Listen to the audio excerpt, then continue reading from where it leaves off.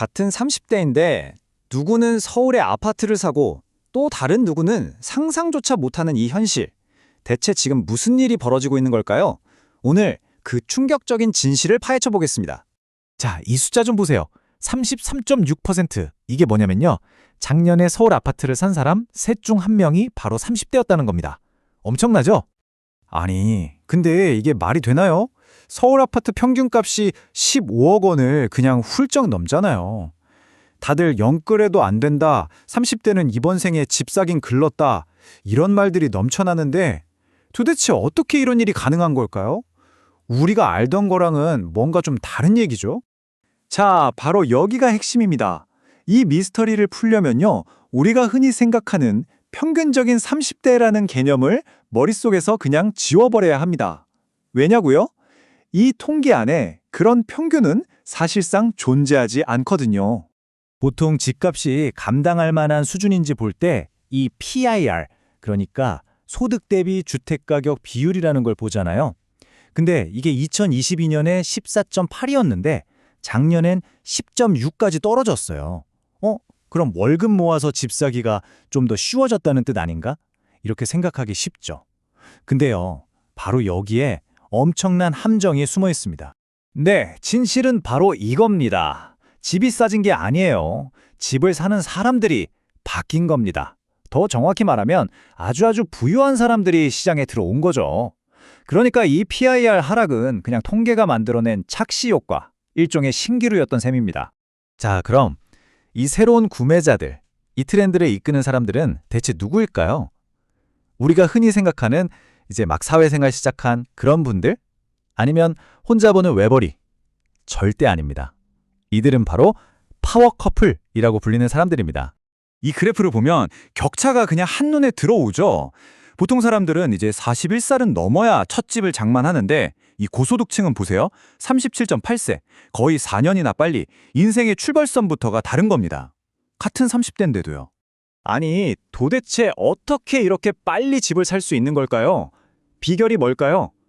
여기에는요, 소득, 정부 정책, 그리고 이들만의 라이프 스타일이 완벽하게 맞물려 돌아가는 성공 공식 같은 게 있습니다. 지금부터 그 공식을 하나하나 뜯어보겠습니다. 이 파워 커플들의 성공 전략은 크게 세 가지로 볼 수 있어요. 자, 첫째, 뭐니 해도 압도적인 소득입니다. 30대 맞벌이 가구 비율이 무려 61.5%예요. 둘이 보니까 구매력 자체가 다른 거죠. 다음으로 두 번째는 아주 영리하게 정책을 활용한다는 겁니다. 특히 생애 최초 주택 구매자한테 LTV, 그러니까 대출 한도를 70%까지 풀어주잖아요. 이걸 지렛대 삼아서 자본을 확 피우는 거예요. 그리고 마지막 세 번째, 이들에겐 직주 근접, 즉 직장과 집이 가까워야 한다는 게 선택이 아닌 필수 조건입니다. 둘 다 바쁘게 일하는 전문직인데 출퇴근에 시간을 낭비할 순 없잖아요. 이러다 보니 자연스럽게 비싸더라도 서울 핵심지에 있는 아파트를 살 수밖에 없게 되는 겁니다. 그러니까요, 이들에게 도심에 사는 건 무슨 폼 잡으려는 사치가 아니라는 겁니다. 말 그대로 생존의 문제인 거죠. 이런 절박함이 결국 이들을 서울의 가장 비싼 아파트 시장으로 이끌고 있는 거고요. 자, 그래서 이 현상은 그냥 요즘 30대들이 집을 많이 사는구나 하고 넘어갈 이야기가 아닙니다. 이건요, 같은 세대 안에 보이지 않지만 너무나도 잔혹하고 단단한 벽이 세워지고 있다는 신호입니다. 결국 어떻게 되냐면요, 똑같이 30대인데 인생의 길이 완전히 갈라지는 겁니다. 한쪽은 서울에 내 집을 마련해서 빠르게 자산을 불려나가고 좋은 일자리와 학군을 선점하죠.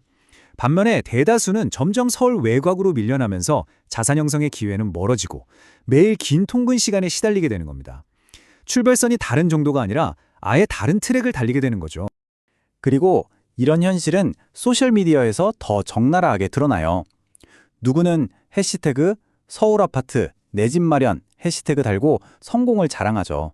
그 밑에는 부러움과 박탈감이 뒤섞인 댓글들이 달리고요. 한쪽에서는 해시태그 맞벌이 라이프를 즐기는 컨텐츠가 넘쳐나는데 다른 쪽에서는 그저 먼 나라 이야기일 뿐입니다. 화면 너머로도 이 삶의 격차가 느껴질 정도예요. 그러니까 이게 그냥 한때의 유행이나 트렌드가 아니라는 게 정말 중요한 포인트입니다. 이건 우리 사회의 계층 이동 사다리가 근본적으로 바뀌고 있다는 아주 강력한 신호인 겁니다. 데이터는 이렇게 차갑게 현실을 보여주지만 결국 이건 우리 모두의 이야기, 또 우리 주변의 이야기입니다. 같은 30대인데 너무나 다른 현실을 살아가는 모습. 여러분 주변에서는 어떤 이야기들이 들리시나요? 댓글로 여러분의 생각이나 경험을 한번 공유해 주세요.